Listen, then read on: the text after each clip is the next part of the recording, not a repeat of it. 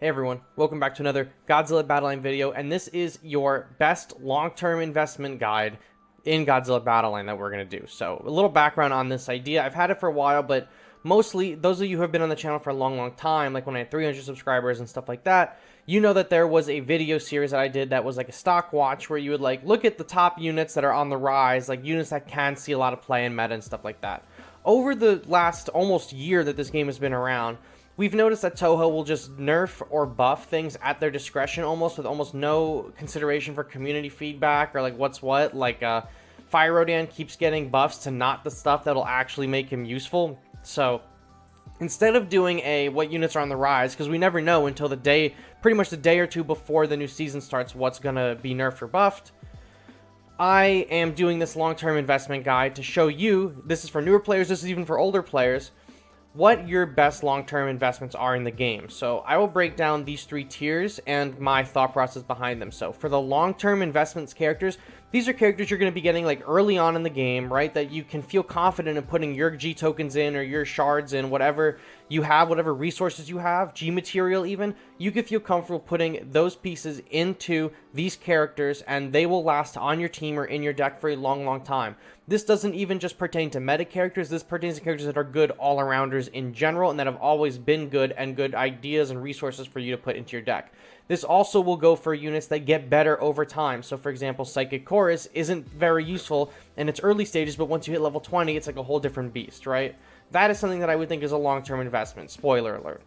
Next is the short-term investments. These are for pieces that you can upgrade them and they'll see play, but once you get into the higher ranks, like in the 65 where the metas are more ironed out, they're gonna drop, right? As soon as you hit endgame and your pieces are, you're going up against like older players or players that are at your level, but like investing in the meta, watching videos online, whether it be me or someone else's, or seeing Facebook posts or whatever, Twitter, Reddit, these pieces are going to drop off. They're going to be good for a bit, and then they're going to plummet, and they're going to fall off, and you're not going to be using them again. So you will have not wasted resources, but you could have allocated those resources into maybe a long-term investment.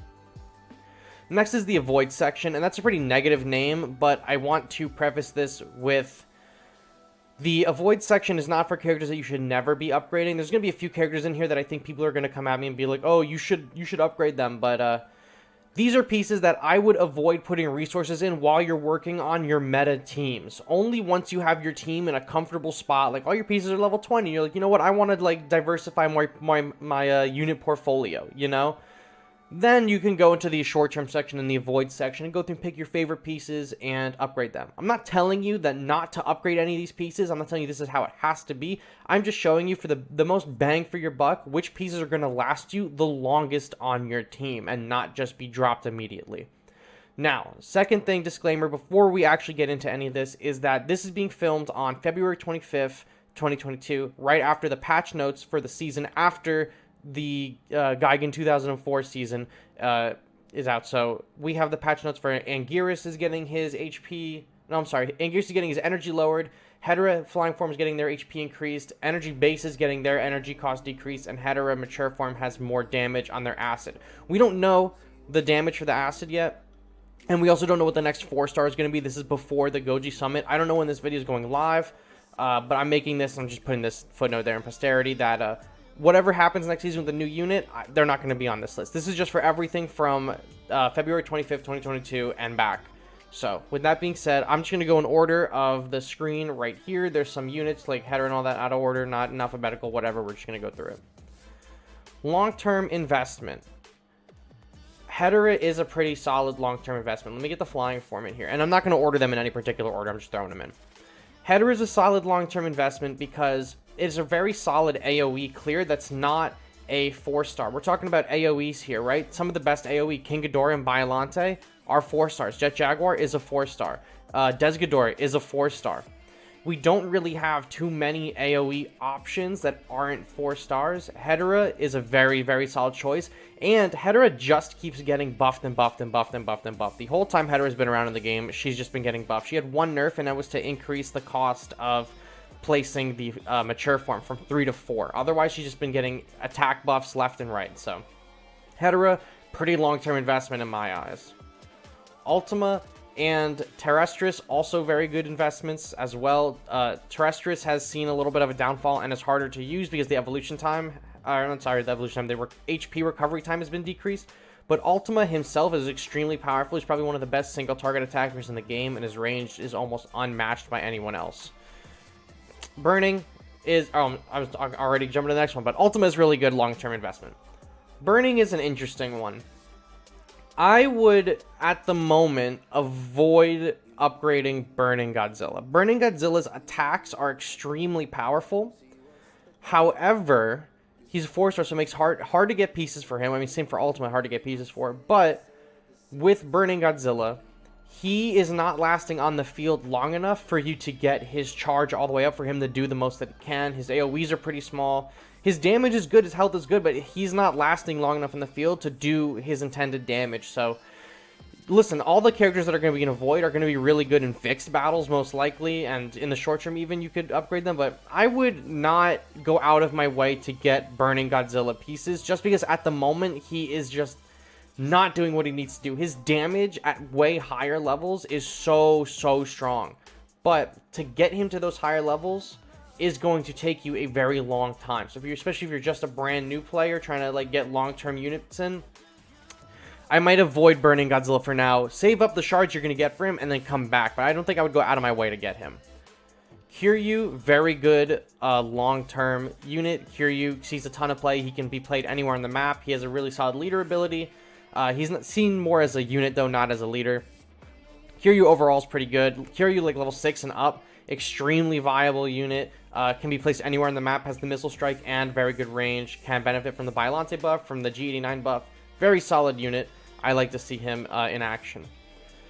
Fire Rodan. I'm going to say Fire Rodan is short term. Fire Rodan's ability, his heal is so powerful. It is so good. It's just extremely difficult to use Fire Rodan. So while he is viable and some decks to this day will try and make use of Fire Rodan, I don't think that he's something that's going to be seeing meta play until he gets a buff to make it easier to evolve him. Once that happens, then he's going to become a long-term investment. But for now, and the way it stands, none of these new 4-stars have really had any kind of stats changed post-launch. So Fire Rodan short-term for now. Very good unit, but very hard to evolve, which makes it hard to use in competitive play. Even harder than Terrestris to evolve. Alright, avoid Helicopter Base. Out.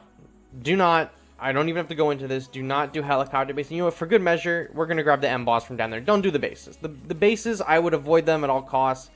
You can do some good stall decks with Space Godzilla with them, but you have to invest so much into them, and for the cost and the price point that you're investing in the both of these for a stall deck, you could invest in like Godzilla 89 or something, like any other great, you know, like Mechagodzilla even, you know, so I would avoid these for now.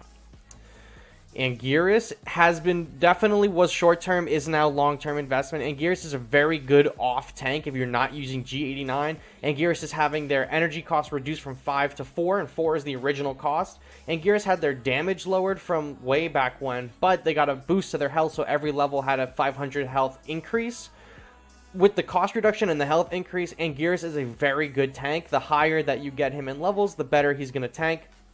Very cheap alternative to G89 or even G54. So Anguirus, solid pick, very good long-term investment. Batra as well. Batra is a also very good long-term investment. The way Batra works is, I don't gotta explain it, you drop them on the field, you're gonna give your characters a 30% damage boost. It was 50%, moved down to 30% with this season, and still seeing play everywhere, still extremely powerful ability. No question, Batra is something that you should be upgrading, taking up with you. Had to do a quick cut, but I already moved Bylante up, so I'm going to do this again with her as well. Bylante, extremely viable unit.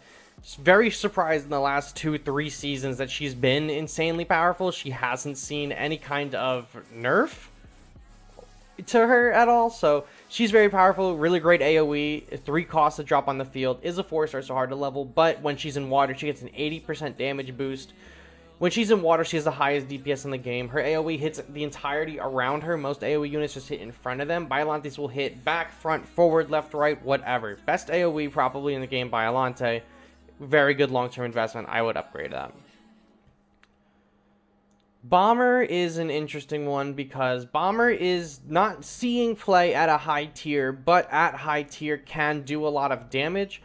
I would not use Bomber in the short term, and I certainly wouldn't use it in the long term. I think it's definitely one of the units I'm most curious to upgrade after I get everything where I want it to be. But with that being said, I would not be upgrading Bomber just for the sake of it. This would be something that I do last. Alright, Psychic Chorus. Amazing unit. Just saw resurgence in the meta because it got a buff. So Psychic Chorus does a lot of healing from level 20 and on. Before level 20, it's like okay healing. After level 20, it's very, very good healing. This is a unit you're going to be investing in long term. You're going to see the best results at a higher level of play. Don't have to go into saying that all units you're going to see better results the higher level it is, but Psychic Chorus especially is on another level when you get it up to where it needs to be. So Psychic Chorus, yes, good investment. Desghidorah is a long-term investment because it actually does take a long time to invest in them. I'm going to say Desghidorah is a short-term investment, though, in terms of how long it's going to last on your deck. If you're a newer player, you're going to want to use Desghidorah because Desghidorah is pretty good, especially at lower ranks, and you can get one for free from the event. But the higher in levels you go, the higher level King Ghidorahs are going to be available, the higher level 4-stars are going to be available. I've been playing the game since global launch. I've been doing every single one of the All-Star Battle events. I've bought every single Desghidorah that's come available, and I've gotten one, or maybe two from the... No, I've gotten one from the extra boxes that's available. And my Desghidorah is level 6, right? My Ultima, for comparison, is level 12, is double what my Desghidorah is. And I'm not saying this goes for everyone, but the average free-to-play player's Desghidorah level is going to be 5. Because there's only been 5 chances, I believe, for us to even get him. This is a short-term investment only because it's hard to get him, and you'd have to go out of your way to get more pieces from him. He's viable. He's perfectly viable in the high ranks, level 6 and 7 and stuff like that, even 5, but it just takes so long to get him, and all the other 4-stars are outpacing him, especially when you consider he is a slightly better version of King Ghidorah, and King Ghidorah, most likely in the arena, you're seeing them level 8, 9, 10 at this point in the game, right? Especially if you're in rank 64 or 65, because King Ghidorah's been around for so long. Destroy a Larva is short term. Destroy a Larva sees a lot of play early on for newer players, especially. The bonuses that they give, as in just anti-air swarm, is pretty decent, but these drop off fairly quickly. I would even say these drop off out of your deck before you even reach rank 50 in the arena, so very short term investment. Dimension Tide, I think, is short-term as well. Dimension Tide is a good unit, and it is something that is seeing a lot of play. However, Dimension Tide, the more you upgrade it, I mean, it gets wider, but it's not really, changing the way your deck is structured. There's an argument that can be long-term for Dimension Tide, and I know there's going to be DT Warriors in my comments and in my Discord immediately after this video goes live telling me that Dimension Tide is long-term. But I think out of everything on our list, this is probably the most, I know I said I wasn't going to do these in order, the most priority of the short terms, I think, is probably Dimension Tide. Dorats, I know there's going to be Dorat Warriors too. Dorats are basically Kamacuras, but in the air. They're a little bit more expensive to place out than the Kamacuras. I would just avoid them and focus on the Kamacuras instead. The energy base is a long-term investment. I would have put this in short term or avoid, because, there's an argument to be made. If you upgrade your, what is this even called? The energy base, it doesn't gain more energy recharge time. It just gains more health to keep it alive longer. So this will stop it from getting sniped by Mogueras or Cure User Trains or missiles. And I would have put this in short term, but it's now getting its energy decreased back to its original cost of 5. And it was everywhere in the meta before it got the cost increased. It's going to go back into the meta for sure. Or maybe not the most meta decks, but it's definitely going to be seeing a lot more play than normal. So, energy-based long-term investment. Freezing Sunday, long-term investment as well. 2 energy, you get to freeze a unit. Every time you level it up, you go up by 0.1 second of slow time. So, the more that you upgrade this, the longer the slow is going to last. This is extremely useful. I use it in my decks. I know a lot of people still do. Freezing Sunday, very, very, very good. Alright, Avoid, G21. G21 is an amazing unit. G21 is so good. Here's the thing about G21, and I'll put Kong in here for good measure because this applies to him as well. G21 and Kong are no longer obtainable in the game by normal means. We cannot get them from boxes, we cannot get them from maps, we cannot buy them in stores. We don't know when they're coming back or if they're coming back. If you have G21 and Kong, congratulations. If you don't have G21 or Kong, you are never getting them again until Toho says we are getting them again. But we don't know when that is, if it ever is. So, avoid them. For players that don't have them, congrats. You can't even upgrade them if you wanted to. For players that do have them, the only way that we can upgrade them right now is with the G materials. And those are far and few in between. We got one from the Gigan missions. We got one from the event store. And we're getting one from the season ranks. I believe if you hit rank 46 or higher. I could be wrong in that. But there is one in the high tiers of the arena ranks. To go up one level from between levels 1 to 5, you only need 1 G material, and then from 6 to 10 it's going to be 2, and then from 10 to 15 it's 3, and so on. It just goes up by 1 every time. So is G21 and Kong worth using 1 or 2 or 3 G materials on? I don't think so. Both units are just shy from being some of the best units in the game. They just need some buffs to different abilities that they have. However, because they're no longer obtainable and Toho's really trying to stray away from them at all, I don't think they're ever going to get buffed. If they get buffed in the future, my tune will change. But it looks like they're never going to be touched. They're only going to be usable and fixed. You can't even use them in All-Star Battle. So, I would avoid spending your G materials on them. If you have them, listen, if you have them at levels 1 to 4 and you want to get it to 5, it only costs 1, sure, go for it. I wouldn't take them higher than 5. Just me. Swarm Kamacuras, I would avoid this. Too expensive. It's going to die really quickly. Doesn't have a lot of health. Long-term investment, though, regular Kamacuras. Very cheap and stronger than the Swarms. You get less Kamacuras with the bronze one than the silver ones, which these are the bronze ones that we just posted. These are the silver ones. But, I mean, they're great for body blocking. They're good for taking down G89s, Ultimas, G54s, things that can single target and take a long time to attack. Same with taking down Manila as well. King Caesar, long-term investment, extremely powerful. Rush down attack, you're going to be slamming into things, doing a ton of damage. The higher level King Caesar is, whatever his base damage is, 3 times that is his rush down damage. So the higher you bring King Caesar, the better his damage is for the rush. And he's pretty much the staple go-to evolution destroyer, right? So him and Dimension Tide are a very powerful combination. King Ghidorah, long-term as well. King Ghidorah is a staple of most decks. Has an amazing AoE. Energy cost is 7, but damage is really good. Health is really good. AoE is amazing. I'm like so fixated on Dimension Tide right now. King Ghidorah, very good long-term investment. Markalite Cannon, avoid. Markalite takes 4 seconds to attack. It's stationary, and it has extremely long range, don't get me wrong. No one's using it at a higher play. It's a building. It's going to be taken down in like 10 seconds. Shoot. These are... I would say to avoid these now. These used to be in my deck a lot because the slow is really good. I could see a lot of new players using them in the short term. You get them fairly early, but I would not upgrade these at the moment. They're like, okay, they're not very usable. It's one hit to kill them both, pretty much regardless of what level they're at, so... I would rather take the base over these guys at this point, but I wouldn't use either. Mechagodzilla is pretty short term. Mechagodzilla is like the first unit that you get out of a box, like him and Rodan. He falls off pretty quickly. He's all around good at doing everything, but he's not great at doing one thing, which is kind of what you want from a character. So he's pretty short term. You're going to use him a lot in the early ranks, but as soon as you get better units, he's dropping. Megagearus, extremely long-term investment. Megagearus is such a good unit, I cannot say it enough. The slow is really good on defense. She's super tanky, and she does a lot of damage. Megagearus is a great investment to have. Manila, also super great investment. Manila has insanely long range.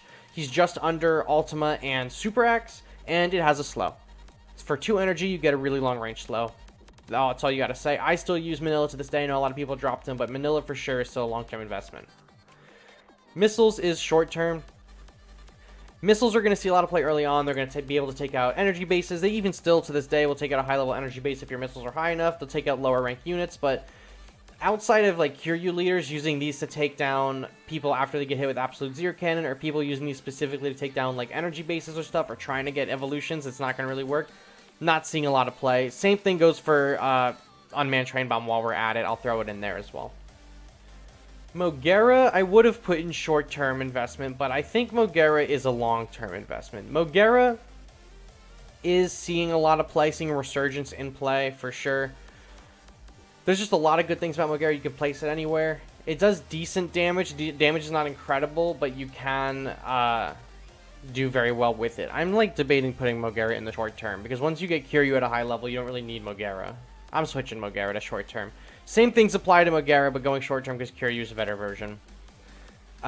This is an interesting one. Mothra herself, I think, is a long-term investment. Mothra is kind of weak to start, but once you get her into like 6 and 7 range, she's doing 10 hits of damage every time she's on the field, or every time she attacks. She's pretty solid. She's a good leader as well. I mean, I haven't really even talked about who to upgrade as a leader in this, but I'll let you know right now. Gigan, Biollante, and G89.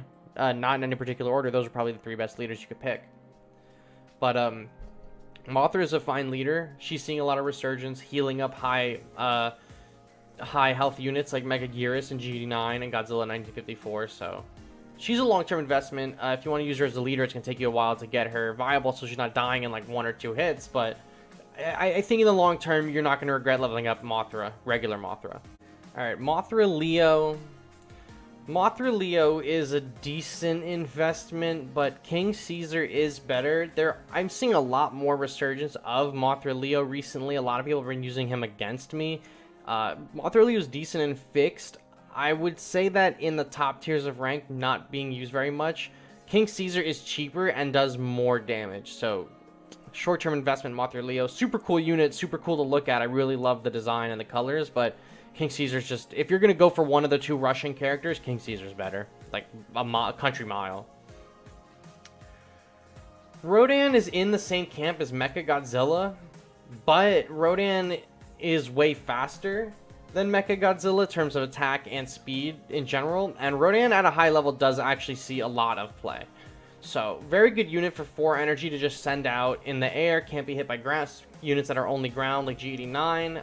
It's very good for taking down, like, Batras or Megagears' King Ghidorahs, not because it's going to out-damage some of them, but because it's going to be able to hit them more than some of the other flyers, and it's going to, you know, put more damage on and give your other units more time to attack. So, Rodan actually is a pretty good long-term investment. Mechagodzilla falls off hard, but Rodan stays kicking. Space Godzilla also is a short-term investment, in my opinion. Space Godzilla, they just updated the crystals, but the crystal health increase still isn't really helping Space Godzilla. Really good early on and really good for stall decks, but stall decks aren't really seeing a lot of play in the top tiers of the game. Obviously, all the characters here are viable in one way or another, depending on the levels, but I think Space Godzilla, you're better off benching him for a while. Or, you know, if you're a new player, you're going to use him, but as soon as someone comes up with a King Ghidorah or Biollante and kills him and his crystals at the same time, he's falling out of the deck for sure. G89 is probably the unit that has the best long-term, like, investment ever. G89 is so solid all around. Amazing health, amazing damage, right? And has been pretty much a staple of most decks for the entire game. He's been dropping from play because there's been a lot of flyers that are taking over the meta, but do not let that deter you. G89 is an amazing unit, and he's a phenomenal leader. His 50% damage boost is incredible. So, G89, feel comfortable knowing that he's going to be your leader forever, because he's so good, especially if you're not using him in your deck. Super X, also a very good unit, has the best range in the game at the moment, can sit back from far away and just take pot shots. While it's not doing a ton of damage, it's doing enough, and that damage is enough from the range to do so much to the leader, to the enemies. You know, other players might not even notice a Super X is attacking at the same time as all your other units, and sometimes that little bit of damage a Super X does is enough to put a character over the edge. So Super X, long-term investment. Gigan, oh my god, Gigan has, I'm gonna say Gigan is short-term. However, Gigan just got a health buff, but we don't know what that health buff exactly is. I'm going to put Gigan in long term, not because he's a good unit, because he's a good leader. The Gigan rush strategy, tried and true strat has always been solid. You know, send some really high, powerful DPS or HP units up into the enemy leader and really get that going. It's a staple. It's been around for as long as Gigan's been around, which is since day one. I would feel comfortable saying Gigan is a long-term investment as a leader. At the moment, the season that we're in now when I'm filming, Gigan is not a good unit. I would say he's almost on par with Bomber, but he's getting a health buff, and the fact that he's a leader saves him. So I think long-term investment, Gigan as a leader, yes. Gigan as a unit, yet to be seen. Jet Jaguar is pretty short term. Jet Jaguar is really sick. His gimmick is cool. He gets to block 2 free shots. So theoretically, he could block an infinite amount of damage twice. But he can't hit the flyers. And as soon as those blocks go down, he pretty much dies. So he was seeing a lot of play when the flyers weren't everywhere. Now the flyers are everywhere. If you have him at a low level, you can use him for sure. Just know at the higher level of play, Super X, Batra, King Ghidorah, Mega Gears, and Rodan are also seeing a lot of play. They're going to run through Jet Jaguar. This is the most long-term investment, is G54.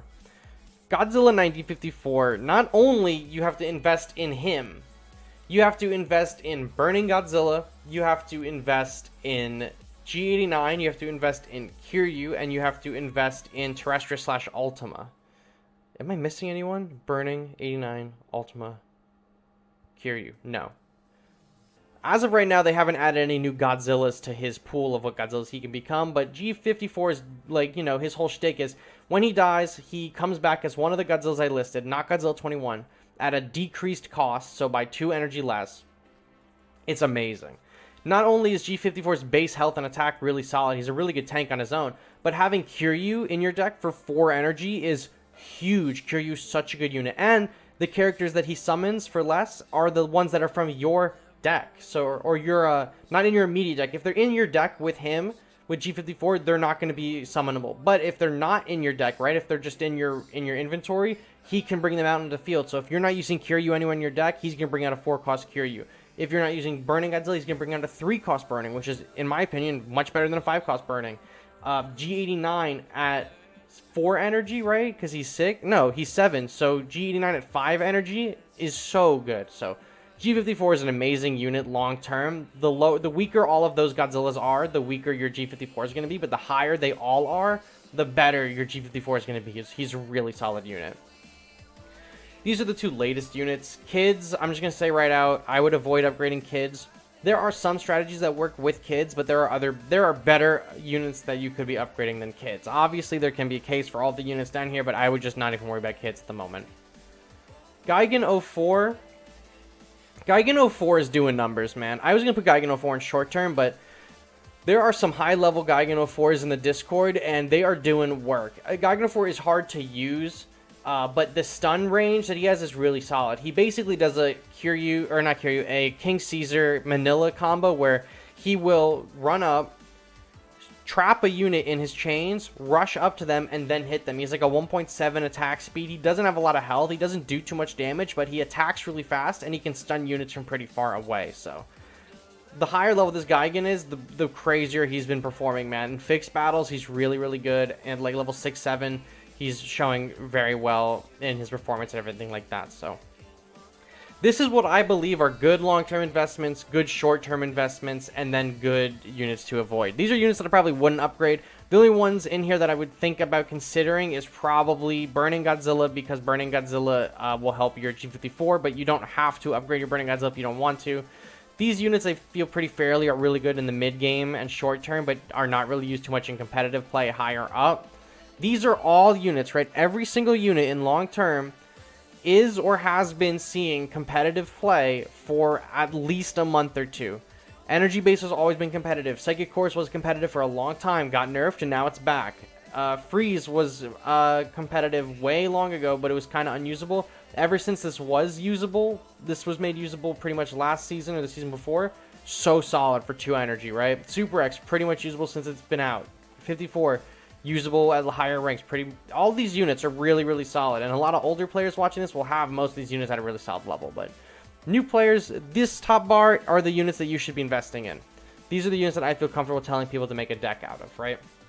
So, not meta, right? This isn't a meta tier list. This is just what I think is going to get you the most bang for your buck. So, I hope if you sat through all of this, thank you for sitting through all of this. I don't know how long it's going to be, but if you made it to the end, thank you so much, and I appreciate all the support you're giving me, and I'll catch you all on the next one.